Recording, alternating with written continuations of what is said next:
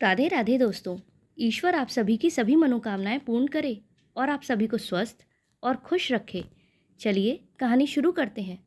हमारी आज की कहानी का शीर्षक है अटूट बंधन, यानी प्रेम सिर्फ देह तक सीमित नहीं होता। राघव और सिया की शादी को 7 साल हो चुके थे। उनकी जोड़ी बेमिसाल थी।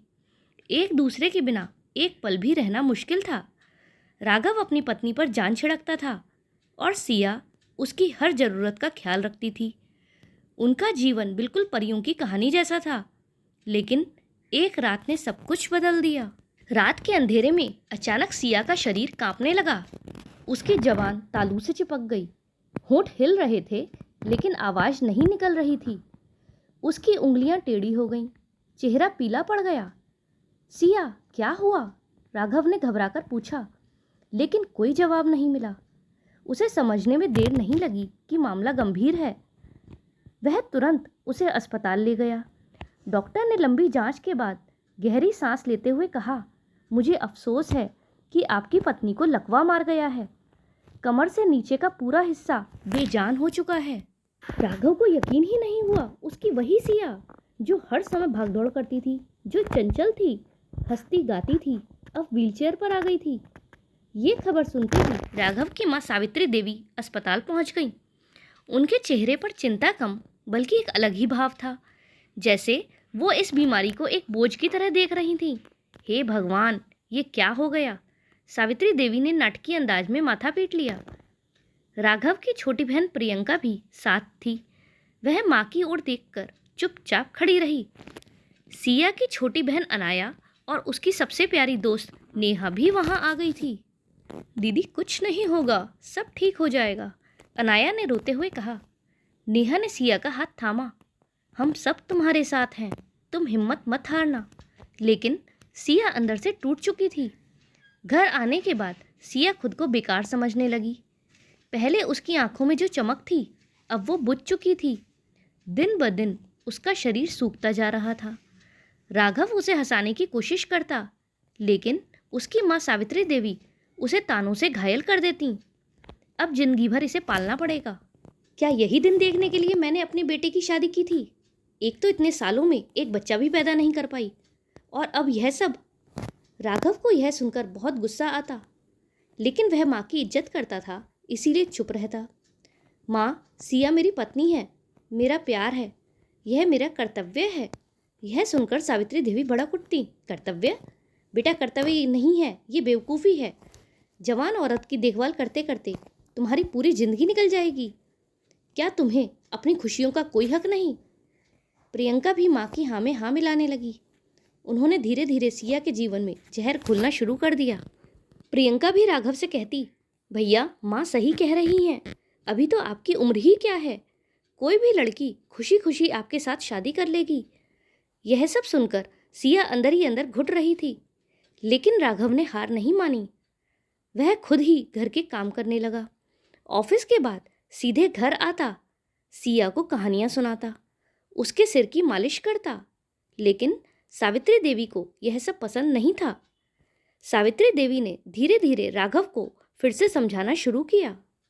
बेटा, तुम बहुत अच्छे इंसान हो, और मैं ये भी मानती हूँ कि अचानक से दूसरा रिश्ता जोड़ना तुम्हारे लिए आसान नहीं है, लेकिन अपने भविष्य के बारे में भी सोचो।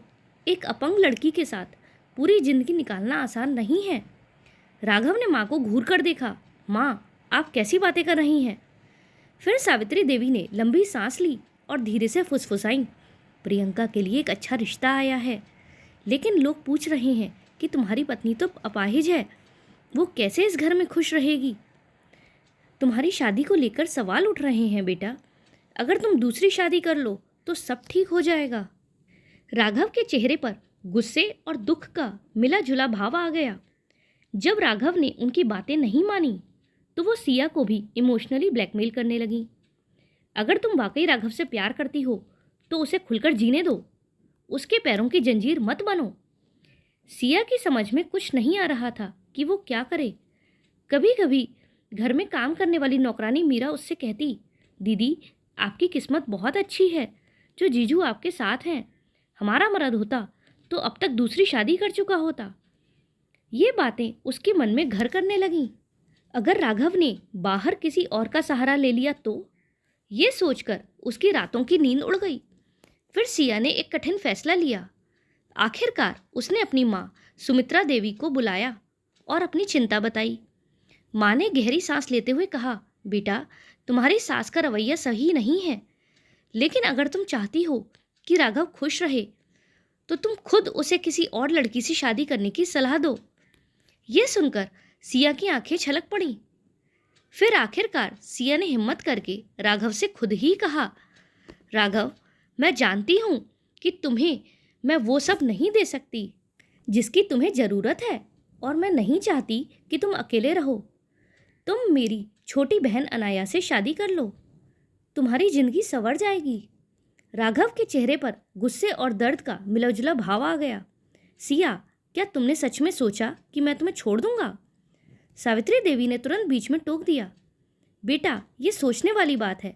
अनाया भी तो घर की बेटी है, उसे अपना लोगे तो कोई गलत बात नहीं होगी। ये सुनकर राघव का खून खौल उठा।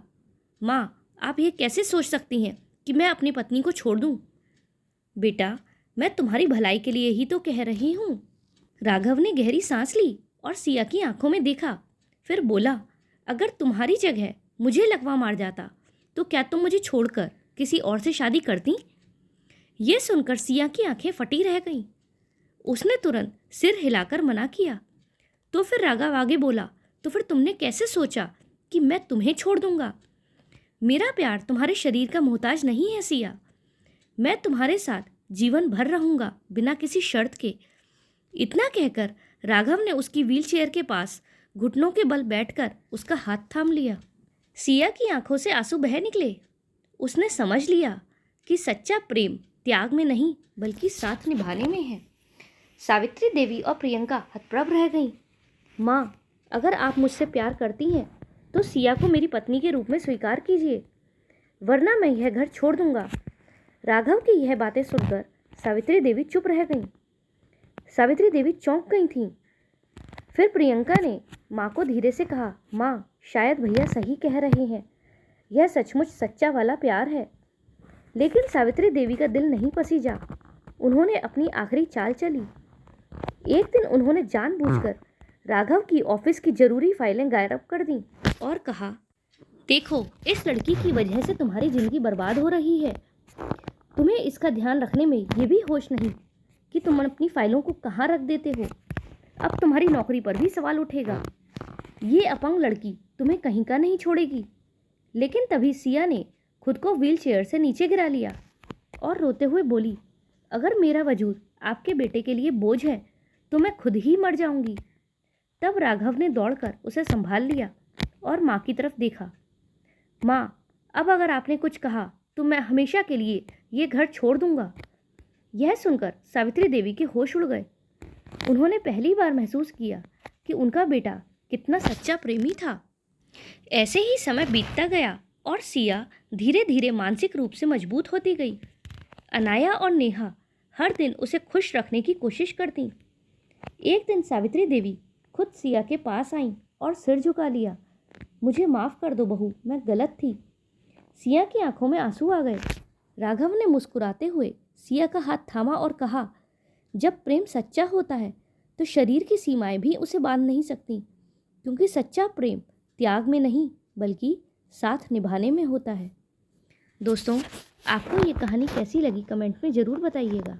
अगर पसंद आई हो तो वीडियो को लाइक करें और चैनल पर नए हो तो चैनल को सब्सक्राइब करें।